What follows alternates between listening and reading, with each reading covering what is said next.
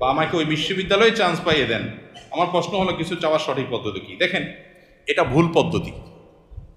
আপনি আল্লাহর কাছে আপনার চাওয়াকে এতটা ফিক্স করে দিবেন না। নবী করিম সাল্লাল্লাহু আলাইহি সাল্লাম দোয়া শিক্ষা দিয়েছেন সাহাবীদেরকে, আল্লাহুম্মা ইন্নী আসআলুকাল আফিয়াতা ফিদ দুনিয়া ওয়াল আখিরাহ। মানে কি? আল্লাহ আপনার কাছে দুনিয়া এবং আখিরাত উভয় জগতে কি চাই? শান্তি চাই।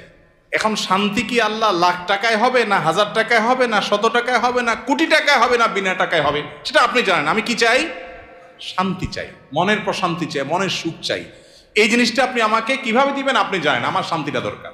আমার শান্তির জন্য যদি কোটি টাকা দরকার হয় তো কোটি টাকা দেন, কি লাগবে সেটা আপনি জানেন। কিন্তু আমি কি চাই?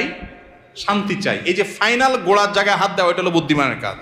আর কোরআনেও আল্লাহ তাআলা শিক্ষা দিয়েছেন, আল্লাযীনা ইয়াকুলুনা রাব্বানা আতিনা ফিদ দুনিয়া হাসানা ওয়া ফিল আখিরাতি